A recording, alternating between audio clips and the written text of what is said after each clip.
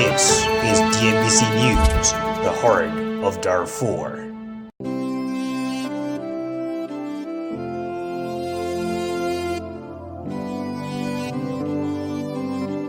Nalifuta chozi kushoto, kulia latiririka, maumivu moyo wa moto, nafsi ya tatarika, vilio wakubwa watoto, yowe zinasikika, wanyonge zetu changamoto, wapi zitashikika. Umelala yo, baba umelala we, nenda we, Magufuli nenda we, Suli kupenda, Mungu kakupenda zaidi. DNBC Today is covering the story of one of the most iconic presidents Africa has ever seen in recent times. The story of John Pombe Magufuli. John Pombe Magufuli, the late president of the United Republic of Tanzania, was one of the most outspoken African presidents who never feared to tell the new colonial powers to back off in African resources, and he thinks that Africa can do better without them. A bold move that our East Africa political editor thinks that is the reason of his death on 17th March 2021. Even though there are many speculations that President Magufuli was died of heart problems or probably the coronavirus, others think that he was poisoned because of his strong stand against the abuse of African continent, its resources and people by the powerful nations or corporatocracy. Like Patrice Lumumba, the Congolese first prime minister, after independence from Belgium during Cold War, who stood up against the Belgium's brutal torture against the Congolese nations and their rich country, which is full of resources. Magufuli life was sealed because of Tanzanian mineral resources, among of them the Tanzanite jewelry reserves that late President Pombe Magufuli decided to take a bold step against the powerful corporations and give it back to the ordinary citizens of Tanzania.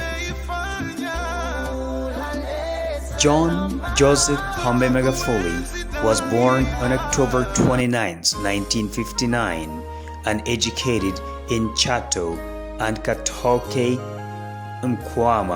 Mkwawas and University of Dar es Salaam and Dodoma, and joined politics in 1995 when he was elected as a member of the parliament as the Chato district representative, then minister, and became the president of Tanzania after he won the elections in 2015. President Pombe Magufuli was re-elected in 2020 for a second term, and as he was serving his second term, coronavirus struck the world.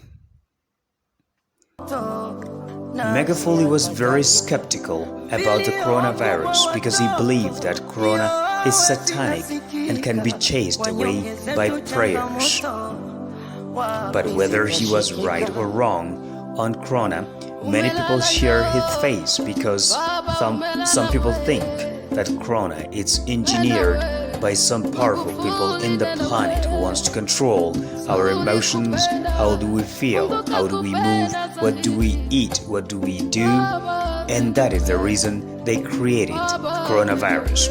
And one of the people who also shares similar stories with John Pombe Magufuli when it comes to corona was former US President Donald J. Trump, who called it the Chinese virus or as a hoax story. After his death was announced, millions of Tanzanians took street with grievance, mourning him and celebrating his lifetime achievements. and the Tanzanian artists join hands to moon and pay their respect through very touching song in their national language, which is Kiswahili. And here we are also putting in our TV's background in this very reporting. President Magufuli's achievements. Unlike any presidents who could not hold their ministers accountable, President Magufuli had to hold the ministers account and reduce their extravagant life, and appointed ministers who also believed that the small government and big people would lead the country to prosperity, which indeed it did happen by reducing the number of ministers and their salaries, as well as the spending of public funds is reduced immensely. Magufuli managed to modernize Tanzanian transportation system by building flyover bridges, roads, new bus lines and airports in the country. Tanzania is an East African country that is gifted with nature, having a lot of possibilities because of its zone that is located in Indian Ocean. It gives an opportunity to import and export both for domestic usage but also for its landlocked sister neighbors including Uganda, Congo DRC, Rwanda and Burundi. President Magufuli was loved with so many Africans, and one of the Africa's most outspoken law professors, Lumumba, used to give lectures and call African citizens and elites to work and be fair and pan-Africanists like Magufuli, or as he puts on his own words, quote-unquote, the Magufulification of Africa.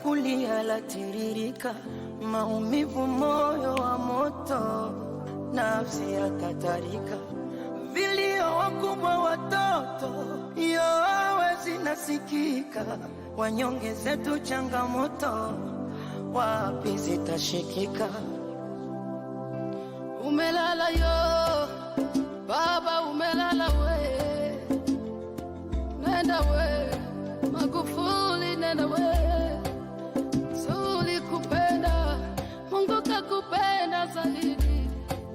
Baba nenda we, baba nenda we.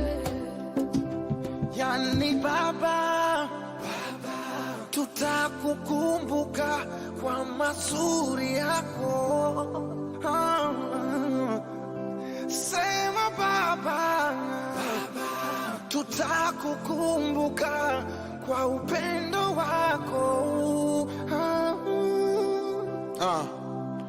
Kuna muda nalegea nakosa power, nasema no God no, hii so sawa. Mbona kuna wengi tu walipaswa kwenda, unanijibu no, huyu nilimpenda. Umempenda Joni, umemchukua Joni, umetoa chatoni, so alfajiri so jioni, tukifikicha mboni kule mbele ya toni. Mungu akulaze baba mahali pema peponi.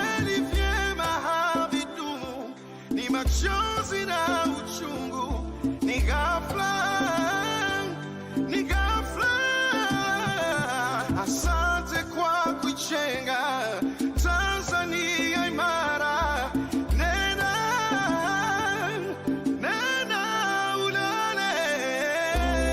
ulale salama, umzika baba, ulale salama, kazi umeifanya, ulale salama, tutakuenzi daima.